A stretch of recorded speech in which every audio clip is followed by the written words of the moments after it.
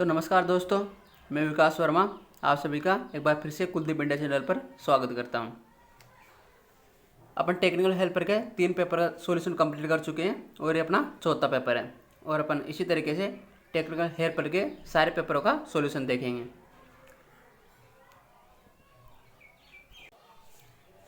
Exam से पहले आप इन सभी पेपरों का सॉल्यूशन ज़रूर देख कर जाए, क्योंकि आपको इन क्वेश्चनों में से बहुत सारे क्वेश्चन ऐसे हैं जो आपको डायरेक्ट एग्जाम में देखने को मिलेंगे। और अगर आप इलेक्ट्रॉनिक्स की क्लासें लेना चाहते हैं, 3 फेज इंडक्शन मोटर, ट्रांसफार्मर, तो ये भी आप कुलदीप इंडिया चैनल पर प्लेलिस्ट में जाकर देख सकते हैं, ठीक है, जो कि एग्ज़ाम के लिए बहुत ही इंपॉर्टेंट रहेगी। चलो देख लेते हैं। क्वेश्चन नंबर 51, जनरेटरों के संतोषजनक समांतर ऑपरेशन के लिए इक्वलाइजर बार होना अनिवार्य है। तो बताइए कौन से जनरेटर के समांतर ऑपरेशन के लिए इक्वलाइजर रिंग जो होती है उसका होना अनिवार्य है। तो बताइए, बात करें इक्वलाइजर रिंग तो ये किसकी बनी हुई होती है? कॉपर की, ठीक है। और ये लैप वाइंडिंग में इसकी ज़रूरत होती है, वेव वाइंडिंग में अपन इसका यूज नहीं करते हैं, ठीक है। बात करें इक्वलाइजर रिंग तो इसके कारण सीरीज फील्ड वाइंडिंग दोनों जनरेटर के पैरेलल में कनेक्ट हो जाती हैं, ठीक है, जिससे दोनों का वोल्टेज समान हो जाता है और दोनों मशीन जनरेटर की तरह कार्य करने लग जाते हैं। अगर अपन इक्वलाइजर रिंग का उपयोग नहीं करते हैं तो एक मशीन जनरेटर की तरह तथा एक मोटर बन जाती है, ठीक है। तो बताइए इसका राइट आंसर क्या होगा? तो इसका राइट आंसर हो जाएगा ई। इक्वलाइजर रिंग जो होती है उसकी आवश्यकता डीसी सीरीज और कंपाउंड डीसी जनरेटर के लिए होती है, ठीक है। चलो नेक्स्ट क्वेश्चन देख लेते हैं। एक शेडेड बॉल मोटर में शेडिंग कोयल का इस्तेमाल क्यों किया जाता है? तो बताइए शेडेड बॉल जो मोटर होती हैं इसमें शेडिंग रिंग का इस्तेमाल क्यों करते हैं?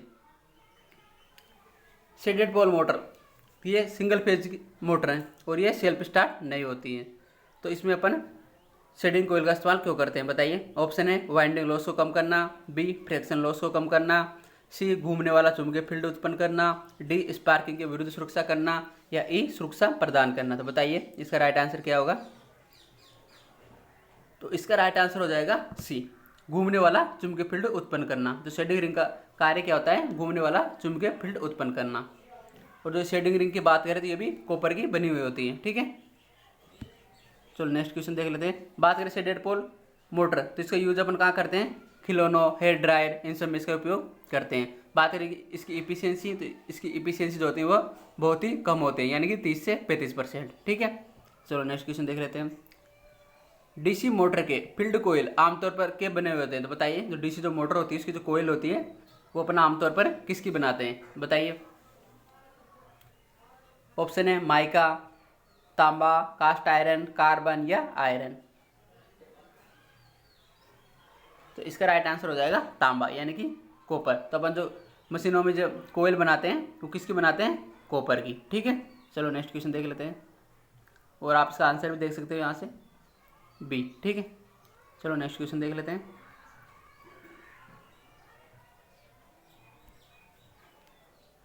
बिजली से चलने वाले खिलौनों में आमतौर पर मोटर होती है। तो बताइए, ये भी मैंने ऊपर बताया है, खिलौनों के लिए कौन सी मोटर का यूज करते हैं अपन? अभी जस्ट इसके ऊपर वाले क्वेश्चन में बताया ये अपन ने। तो जो अपन खिलौनों में जो मोटर यूज करते हैं वो होती है शेडेड पोल मोटर, ठीक है। और इसमें घूमने वाला चुंबकीय फील्ड स्थापित करने के लिए किसका यूज करते हैं? शेडेड रिंग का, ठीक है। चलो नेक्स्ट क्वेश्चन देख लेते हैं। Capacitor start induction run motor में मुख्य और सहायक वाइंडिंग को इनको रखा जाता है। तो बताइए जो capacitor start induction run motor है उसमें मेन वाइंडिंग और जो ऑक्सिलरी वाइंडिंग होती है उनको कितने इलेक्ट्रिकल डिग्री के रखा जाता है? तो बताइए इसका राइट आंसर क्या होगा?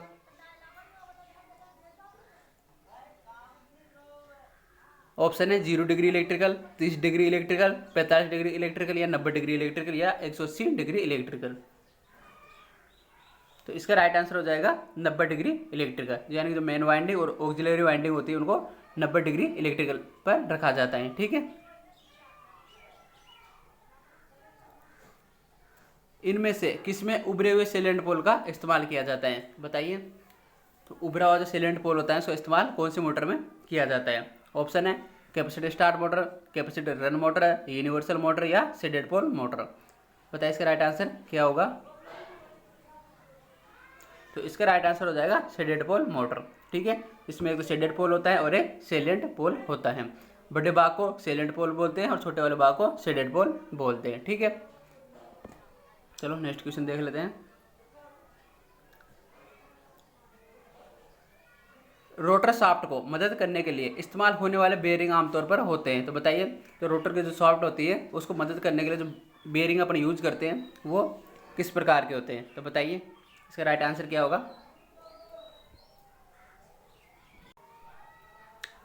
तो इसका राइट आंसर हो जाएगा बॉल बेयरिंग। ठीक है, तो रोटर शाफ्ट को मदद करने के लिए अपन जो बेयरिंग यूज करते हैं वो कौन से बेयरिंग होते हैं, बॉल बेयरिंग। ठीक है, चलो नेक्स्ट क्वेश्चन देख लेते हैं।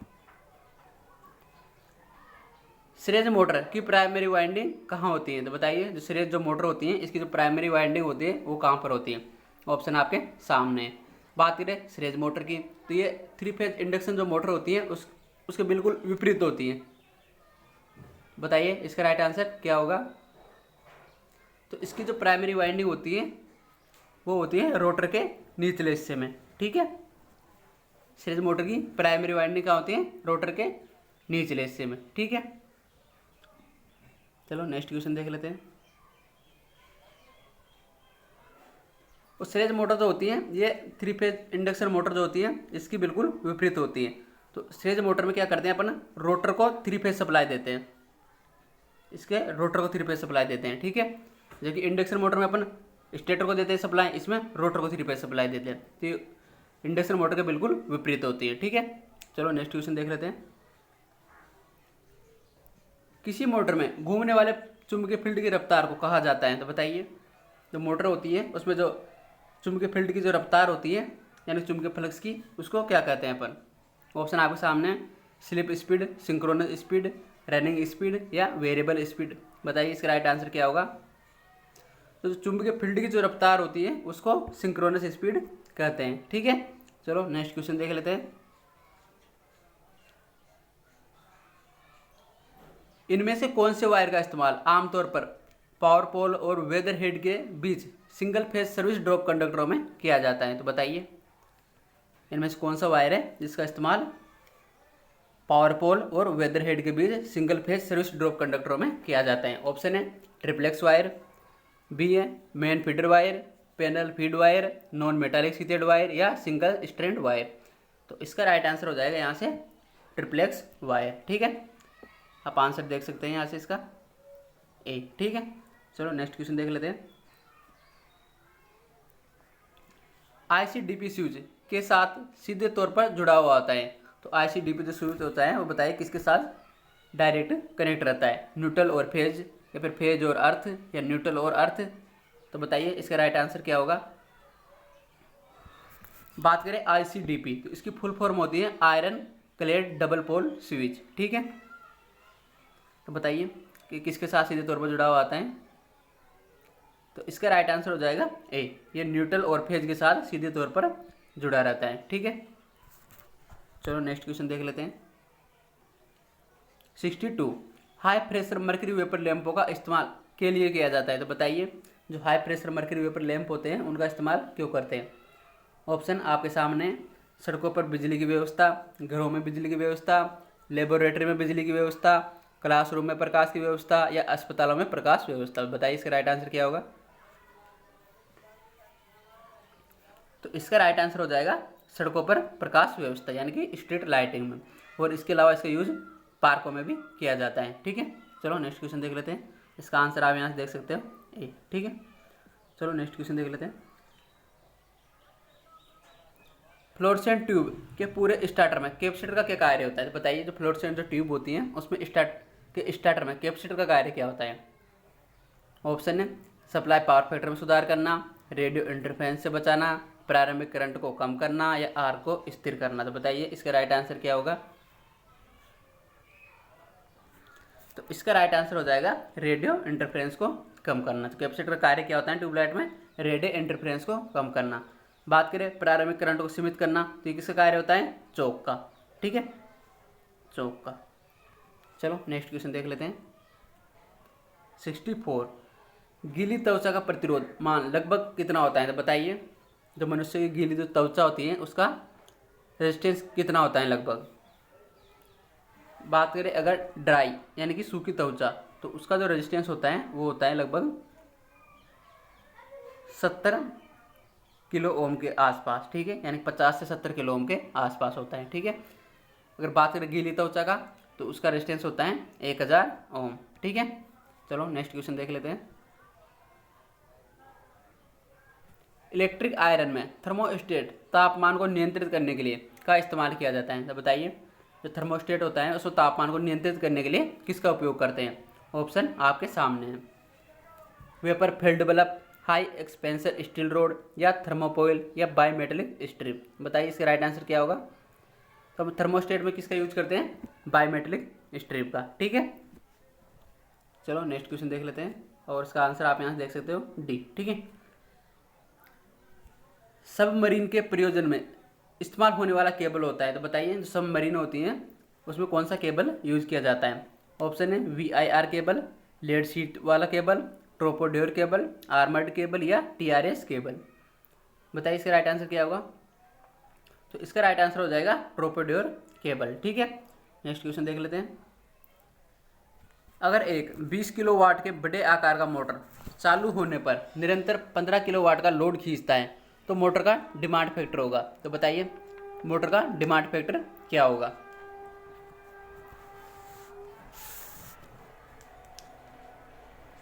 चलो देख लेते हैं डिमांड फैक्टर।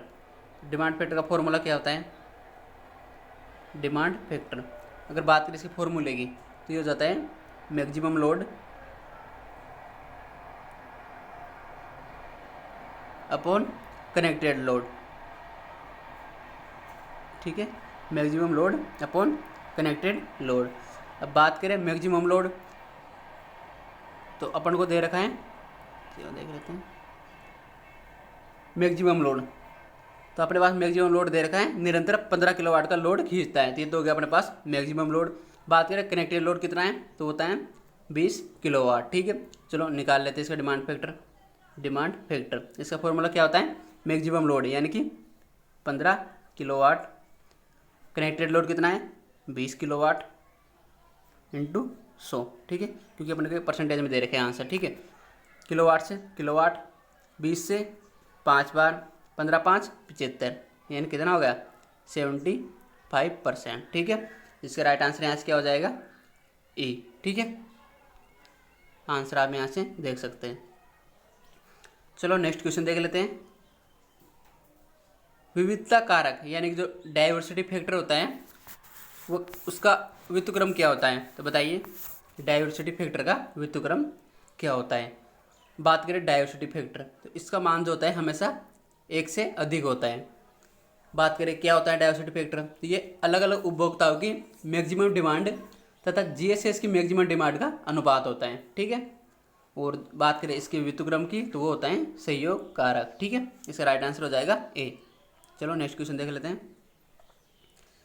33 kV तक की वोल्टेज मात्रा के लिए ओवरहेड लाइन हेतु निम्न में से कौन सा इंसुलेटर प्रयोग किया जाता है, तो बताइए 33 किलो वोल्ट तक अपन कौन सा इंसुलेटर उपयोग करते हैं? ऑप्शन आपके सामने है, stay insulator, pin type insulator, suspension insulator, shekel insulator, या पोस्ट इंसुलेटर। तो अपन जो 33 kV तक जो इंसुलेटर यूज कर सकते हैं वो होता है पिन टाइप इंसुलेटर, ठीक है। बात करें सस्पेंशन इंसुलेटर की, तो ये 33 kV से अधिक के लिए उपयोग किया जाता है, और इसे डिस्क इंसुलेटर भी बोलते हैं, ठीक है।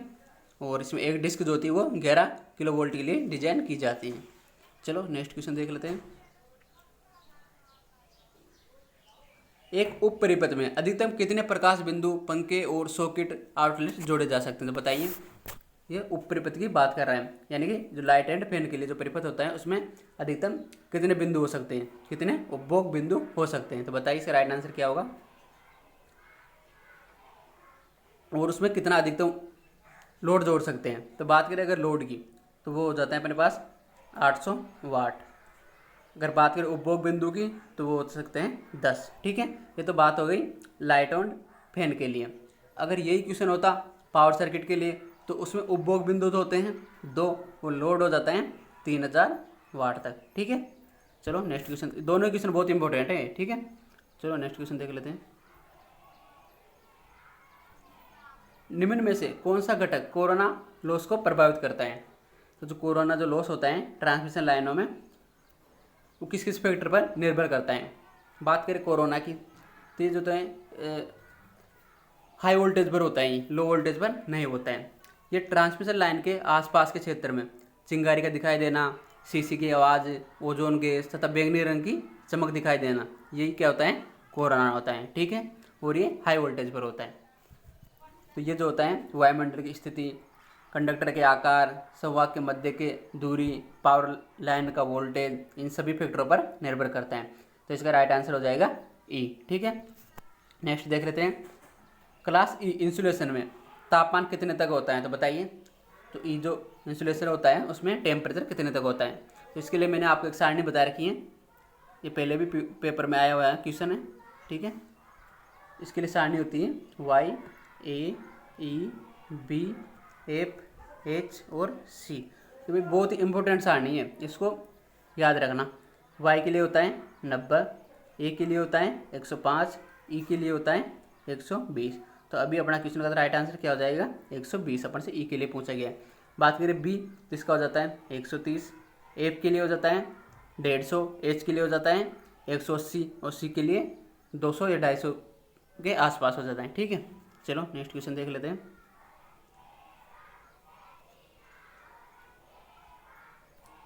रियोस्टेट बनाने के लिए कॉन्स्टेंटन वायर का इस्तेमाल क्यों किया जाता है। तो अपन जो रियोस्टेट बनाते हैं उसके लिए अपन जो वायर यूज करते हैं कॉन्स्टेंटन का, उसका इस्तेमाल क्यों करते हैं। बात करें कॉन्स्टेंटन, तो किस किस का मिश्रण होता है, इसमें होता है कॉपर प्लस निकिल। कॉपर तो इसमें कितना होता है 55%। बात करें निकिल की, वो हो जाता है 45%। बताइए अपन इसके लिए कॉन्स्टेंट वायर का इस्तेमाल क्यों करते हैं रियोस्टेट के लिए।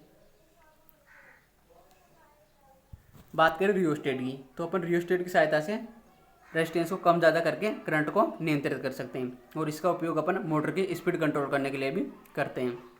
लेकिन अभी क्वेश्चन में अपन से पूछा गया है, तो रियोस्टेट बनाने के लिए कांस्टेंट वायर का इस्तेमाल क्यों किया जाता है। ऑप्शन बताइए इनमें इसका राइट आंसर क्या हो जाएगा। इसमें उच्च विशिष्ट प्रतिरोध होता है, तापमान परिवर्तन होने पर इसके प्रतिरोध में कोई परिवर्तन नहीं होता है, ये सहजता से उपलब्ध है, या एक मिश्र धातु है। तो इसका राइट आंसर हो जाएगा कि ये तापमान परिवर्तन होने पर इसके प्रतिरोध में कोई परिवर्तन नहीं होता है। ठीक है, चलो नेक्स्ट क्वेश्चन देख लेते हैं। क्रिम्पिंग त्रुटि किस में होती है, तो बताइए। ये क्वेश्चन भी अपन पहले पेपर में देख चुके हैं। क्रिम्पिंग त्रुटि किस में होती है। ऑप्शन है एनर्जी मीटर, आवर्ती मीटर, हॉट वायर मीटर या मल्टीमीटर। तो जो क्रिम्पिंग जो त्रुटि होती है वो एनर्जी मीटर में होती है। ठीक है, क्या होती है क्रिम्पिंग त्रुटि। तो इसमें जो डिस्क होती है एनर्जी मीटर की, वो नो लोड पर भी घूमती है और लोड की स्थिति में भी घूमती हैं। इसे क्या कहते हैं अपन, क्रिम्पिंग दोष। और इसका निवारण क्या होता है, तो इसके लिए अपन जो डिस्क होती है उसके विपरीत साइड में 2 छेद कर देते हैं। ठीक है, चलो नेक्स्ट क्वेश्चन देख लेते हैं। और डिस्क किसकी बनी हुई होती है, तो बनी हुई रहती है एल्यूमिनियम की। ठीक है, चलो नेक्स्ट क्वेश्चन देख लेते हैं। निम्न में से कौन सा द्वि उत्तेजित चुंबकीय प्रणाली है, तो बताइए इनमें से कौन सा है जो डबल एक्साइटेड है। बताइए। ए ऑप्शन है गतिमान आयरन यंत्र, बी ऑप्शन है विद्युत चुंबकीय रिले, सी ऑप्शन है परिनालिका, डी ऑप्शन है तुल्यांकी मोटर। तो बताइए जो डबल एक्साइटेड इनमें से कौन सा है। तो इसका राइट आंसर हो जाएगा डी, तुल्यांकी मोटर। यानी जो सिंक्रोनस मोटर होती है वो डबल एक्साइटेड होती है, क्योंकि इसके स्टेटर को तो एसी सप्लाई देते हैं और रोटर को डीसी, और इनको इसलिए इसको डबल एक्साइटेड मोटर कहा जाता है, क्योंकि इसके स्टेटर और रोटर दोनों को एक्साइट किया जाता है। ठीक है, आंसर आप देख सकते हो इसका डी। ठीक है, नेक्स्ट बात करें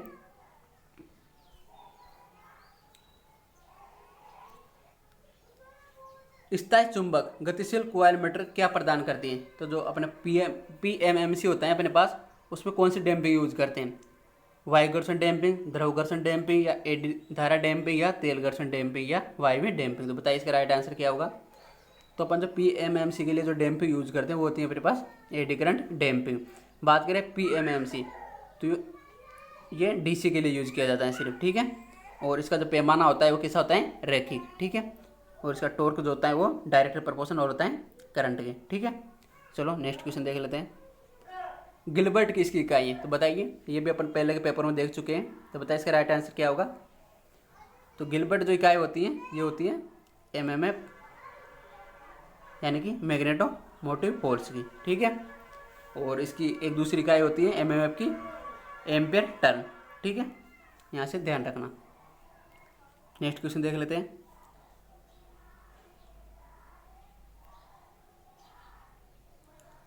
चुंबक द्वारा बहुत ज़्यादा आकर्षित चुंबकीय पदार्थ कौन सा है? तो बताइए ऐसा कौन सा पदार्थ है चुंबक के द्वारा बहुत ज़्यादा आकर्षित होता है?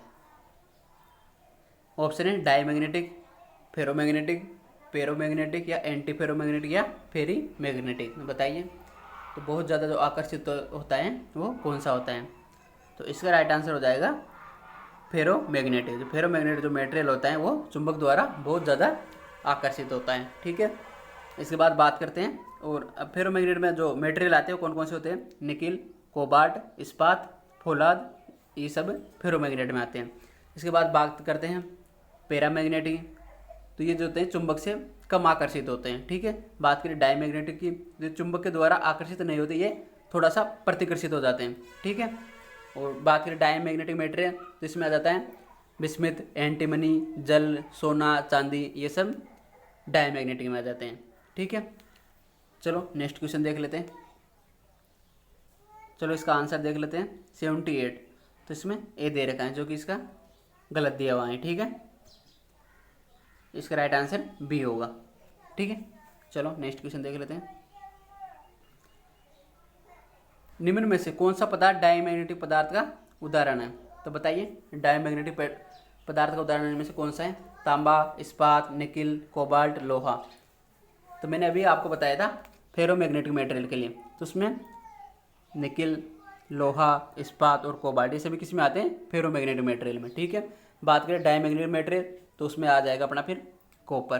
कॉपर हो गया, सोना हो गया, चांदी हो गया, बिस्मिथ, एंटीमनी, जल, ये सब किस में आते हैं? डायमैग्नेटिक मटेरियल में। और इनकी चुंबकशीलता जो होती है वो इकाई से कम होती है, ठीक है, यानी कि ऋणात्मक होती है। और डायमैग्नेटिक पदार्थ वे पदार्थ होते हैं जो चुंबक से प्रतिकर्षित होते हैं, ठीक है। चलो नेक्स्ट क्वेश्चन देख लेते हैं। चुंबकीय कीपर का इस्तेमाल बताइए। जो चुंबकीय जो कीपर होता है यानी कि मैग्नेटिक कीपर, उसका इस्तेमाल अपन क्यों करते हैं? ऑप्शन है चुंबकीय रेखाओं की दिशा बदलने के लिए, फ्लक्स को एम्पलीफाई करने के लिए, लुप्त फ्लक्स पुनः प्राप्त करने के लिए, चुंबकीय आवेश को परिरक्षित करने के लिए, या विचुंबकित करने के लिए किया जाता है। तो बताइए इसका राइट आंसर क्या होगा? तो मैग्नेटिक कीपर जो इसका इस्तेमाल जो है अपन करते हैं मैग्नेट को स्टोर करने के लिए, ठीक है। और ये कीपर होता क्या है? ये एक नरम लोहे का टुकड़ा होता है, ठीक है। तो यहाँ से इसका राइट आंसर हो जाएगा चुंबकीय आवेश परिरक्षित करने के लिए, यानी कि चुंबक को स्टोर करने के लिए अपन इसका यूज करते हैं। और ये नरम लोहे का एक टुकड़ा होता है, ठीक है। नेक्स्ट क्वेश्चन देख लेते हैं।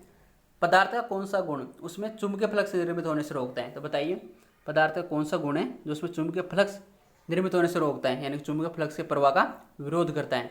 ऑप्शन है प्रतिरोध, बी रिलक्टेंस, सी परिव्याप्ति, डी प्रवाहकता, ई प्रेरकत्व। बात करें रेजिस्टेंस की, तो ये तो करंट के प्रवाह का विरोध करता है, ठीक है। बात करें रिलक्टेंस की, तो ये चुंबकीय प्रवाह का विरोध करता है, ठीक है। इसका राइट आंसर हो जाएगा यहाँ से बी, ठीक है। चलो नेक्स्ट क्वेश्चन देख लेते हैं। एम्पियर का नियम किसमें प्रयुक्त होता है? तो बताइए जो एम्पियर का जो नियम होता है वो किसमें प्रयुक्त होता है? ऑप्शन है लंबी परिनालिका के भीतर चुंबकीय क्षेत्र में, बी ऑप्शन है टोरॉइडल कोयल के भीतर चुंबकीय क्षेत्र में, संवाहक के भीतर चुंबकीय क्षेत्र में, या एक लंबे सीधे तार के चुंबकीय क्षेत्र में। तो बताइए इसका राइट आंसर क्या हो जाएगा? तो इसका राइट आंसर हो जाएगा ई, यानी कि एम्पियर का नियम जो होता है इन सब में यूज किया जाता है, ठीक है। नेक्स्ट क्वेश्चन देख लेते हैं। कागज का संधारित्र किस रूप में उपलब्ध होता है? बताइए जो कागज का संधारित्र होता है वो किस रूप में उपलब्ध होता है? A disc, tubes, rolled foils, mashed plates या सेल्स। बताइए इसका राइट आंसर क्या होगा? तो कागज का जो संधारित्र होता है वो रोल्ड फॉइल्स में उपलब्ध होता है। रोल्ड का मतलब मुड़ा हुआ, यानी कि उसको लपेटे रखते हैं अपन, ठीक है। नेक्स्ट क्वेश्चन देख लेते हैं। रेडियो में गैंग कंडेंसर किसका प्रकार है? तो बताइए रेडियो में जो गैंग जो कैपेसिटर होता है वो किसका प्रकार है? वायु के संधारित्र का, पेपर संधारित्र का, सिरेमिक संधारित्र का, या इलेक्ट्रोलाइट संधारित्र का? बताइए। तो इसका राइट आंसर हो जाएगा वायु संधारित्र। गैस संधारित्र जो होता है ये एयर कैपेसिटर का प्रकार होता है। ठीक है, नेक्स्ट क्वेश्चन देख लेते हैं। धारिता का व्युत्क्रम क्या है? तो बताइए। धारिता यानी कि कैपेसिटेंस, तो इसका विपरीत क्या होता है? ए ऑप्शन है रिलक्टेंस, बी प्रवाहकता, सी इलास्टेंस, डी ससेप्टेंस या प्रतिरोध। धारिता यानी कैपेसिटेंस का जो व्युत्क्रम होता है वो होता है इलास्टेंस। ठीक है, चलो नेक्स्ट क्वेश्चन देख लेते हैं और इसके आंसर भी आप देख सकते हो सी। ठीक है, एक छोटा सा न्यूमेरिकल है। यदि एक संधारित्र 10 वोल्ट यानी कि वोल्टेज अपने को दे रखा है 10, ठीक है, 1 कूलम संग्रहित करता है, आवेश अपने को दे रखा है 1 कूलम, तो इसकी धारिता बताइए, ज्ञात करना है अपने को सी। बताइए इसकी धारिता क्या होगा?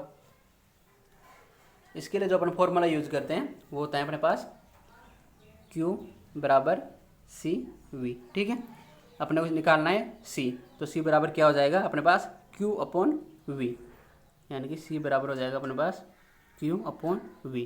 ठीक है, अपने पास आवेश दे रखा है अपने को 1 और वोल्टेज कितना है 10, तो क्या हो जाएगा 0.1 फेरेड। ठीक है, यानी कि इसका राइट आंसर हो जाएगा A। ठीक है, चलो नेक्स्ट देख लेते हैं।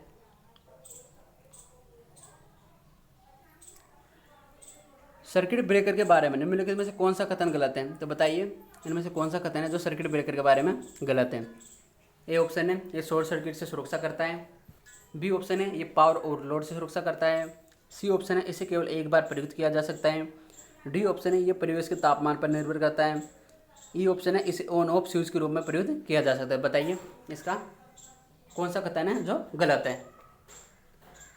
तो इसका राइट आंसर हो जाएगा सी। तो सर्किट ब्रेकर होता है उसको केवल अपन एक बार प्रयुक्त नहीं कर सकते, मतलब इसको बार बार यूज कर सकते हैं, तो इसका गलत आंसर कौन सा हो जाएगा सी। ठीक है, चलो नेक्स्ट क्वेश्चन देख लेते हैं। एमसीबी का अर्थ है, तो बताइए एमसीबी की फुल फॉर्म क्या होती है? बहुत ही सिंपल क्वेश्चन है, तो मिनिएचर सर्किट ब्रेकर। बात करें इसके यूज की, तो क्यों इसका यूज क्यों करते हैं? तो इसका यूज करते हैं अपन शॉर्ट सर्किट और ओवरलोड से प्रोटेक्शन के लिए। ठीक है, नेक्स्ट क्वेश्चन देख लेते हैं। लिक्विड टाइप HV-HRC फ्यूज में कांच का एक ट्यूब किससे भरा होता है? बताइए। जो HRC फ्यूज होता है उसके जो उसमें जो कांच की ट्यूब होती है उसमें अपन क्या भरते हैं? SF6, कार्बन टेट्रा क्लोराइड, आसुत जल या खनिज जल। तो बताइए इसका राइट आंसर क्या होगा?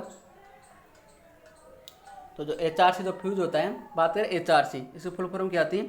High rupturing capacity. ठीक है, और इसकी जो ट्यूब में अपन भरते हैं वो होता है कार्बन टेट्रा क्लोराइड। ठीक है, चलो नेक्स्ट क्वेश्चन देख लेते हैं। घूर्णन मशीन में निम्न में से कौन सा परिवर्तनीय होश है, यानी कि वेरिएबल लॉस कौन सा है? तो बताइए जो मशीन होती है उसमें वेरिएबल लॉस कौन सा होता है? भाई ऑप्शन देख लेते हैं। कोर लॉस, तो ये तो अपने पास कॉन्स्टेंट लॉस है। आयरन लॉस और एडी करंट लॉस जो होते हैं ये तो अपने पास कॉन्स्टेंट स्लॉट है, यानी कि ऑप्शन ए तो नहीं हो सकता। बात करें ऑप्शन बी की, यहाँ पर भी कोर लॉस है, ये भी कॉन्स्टेंट लॉस है। ठीक है, बात करें ऑप्शन सी, यहाँ पर भी कोर लॉस है, यानी ये भी कॉन्स्टेंट लॉस है। अब अपने पास दो ऑप्शन बचते हैं, ऑप्शन डी और ऑप्शन ई। ठीक है, तो कॉपर लॉस, बिल्कुल कॉपर लॉस जो होता है वो लोड के अनुसार चेंज होता रहता है, और स्ट्रे लॉस, तो इसका राइट आंसर हो जाएगा यहाँ से डी, यानी कॉपर लॉस और स्ट्रे लॉस जो होते हैं ये वेरिएबल लॉस है। ठीक है, चलो नेक्स्ट क्वेश्चन देख लेते हैं।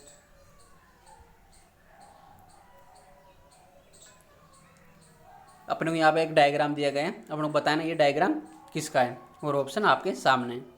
ए ऑप्शन है single layer basket winding, B option है double layer basket winding, C option है स्केन वाइंडिंग, और डी ऑप्शन है स्क्यू कॉइल वाइंडिंग, और ई ऑप्शन देख लेते हैं डायमंड कॉइल वाइंडिंग। तो बताइए इसका राइट आंसर क्या होगा?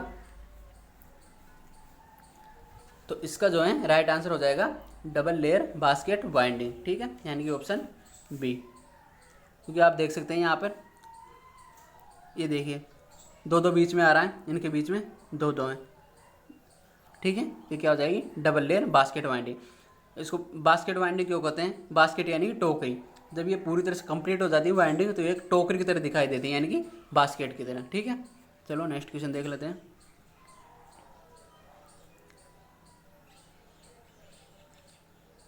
लैंप के साथ सीरीज में जुड़ी वाइंडिंग के बीच इंसुलेशन परीक्षण करते समय यदि कॉइल के बीच शॉर्ट सर्किट है तो बताइए लैंप क्या होगा?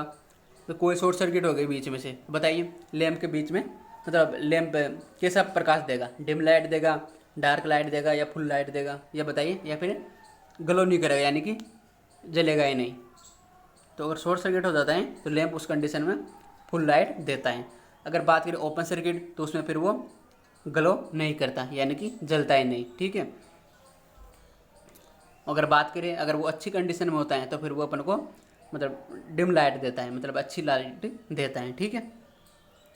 तो नेक्स्ट क्वेश्चन देख लेते हैं, आप इसका आंसर देख सकते हैं वहाँ से सी, ठीक है। चलो नेक्स्ट देख लेते हैं। ट्रांसफार्मर पर ओपन सर्किट करने का उद्देश्य क्या होता है? तो बताइए ट्रांसफार्मर अपन ओपन सर्किट टेस्ट क्यों करते हैं?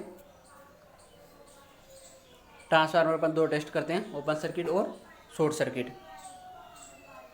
तो ओपन सर्किट जो टेस्ट करते हैं वो अपन आयरन लॉस ज्ञात करने के लिए करते हैं, ठीक है। तो इसका राइट आंसर हो जाएगा यहाँ से बी।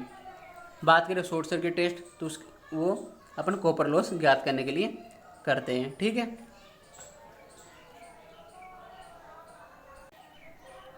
चलो ओपन सर्किट टेस्ट के बारे में थोड़ा सा देख लेते हैं। ये अपने पास एक ट्रांसफार्मर है, ठीक है, और ये अपन इसके ऊपर ये वाइंडिंग हो गई, ठीक है।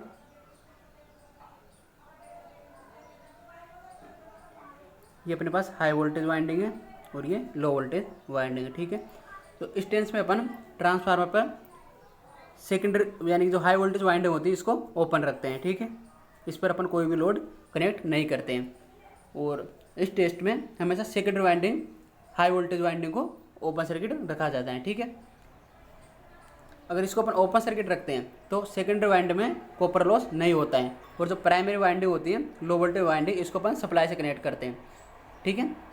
तो इसमें जो कॉपर लॉस होता है प्राइमरी वाइंडिंग उसको अपन नेगलेक्ट कर देते हैं, ठीक है। और इस तरह से अपन ओपन सर्किट टेस्ट का यूज आयरन लॉस ज्ञात करने के लिए करते हैं, ठीक है।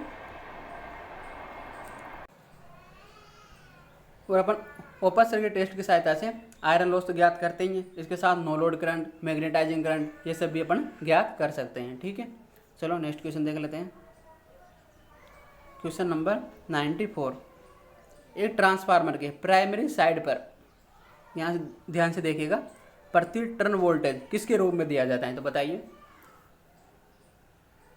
प्रति टर्न, इसका मतलब होता है भाग देने के बाद टर्न जो है वो नीचे आएगा, ठीक है। यानी कि किस तरह से वोल्टेज प्रति टर्न, ठीक है।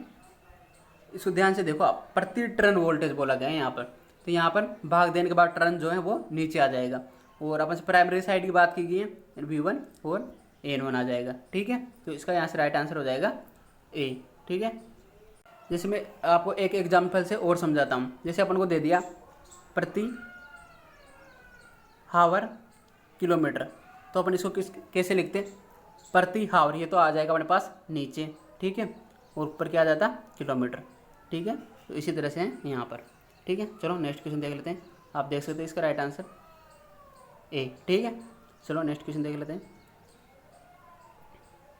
ट्रांसफार्मर पर शॉर्ट सर्किट परीक्षण करते समय निम्न में से कौन सी साइड शॉर्ट सर्किट हो जाती है? तो बताइए जब अपन ट्रांसफार्मर पर शॉर्ट सर्किट परीक्षण करते हैं तो कौन सी साइड को शॉर्ट सर्किट रखा जाता है? बताइए इसका राइट आंसर क्या होगा?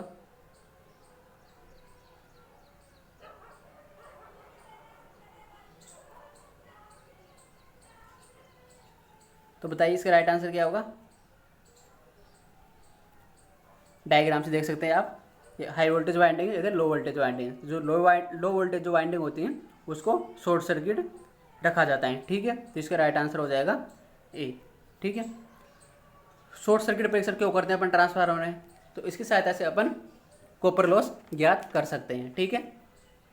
और शॉर्ट सर्किट टेस्ट हमेशा लो वोल्टेज वाइंडिंग पर किया जाता है, ठीक है। चलो नेक्स्ट क्वेश्चन देख लेते हैं। कोर टाइप ट्रांसफार्मर में दो ऊर्ध्वाधर मेंबर्स क्या कहे जाते हैं? तो जो कोर टाइप जो ट्रांसफार्मर होता है अपने पास इस तरह से, तो इसमें दो ऊर्ध्वाधर जो मेंबर्स होते हैं इनको अपन क्या कहते हैं? तो इनको अपन बोलते हैं लिम्ब, ठीक है।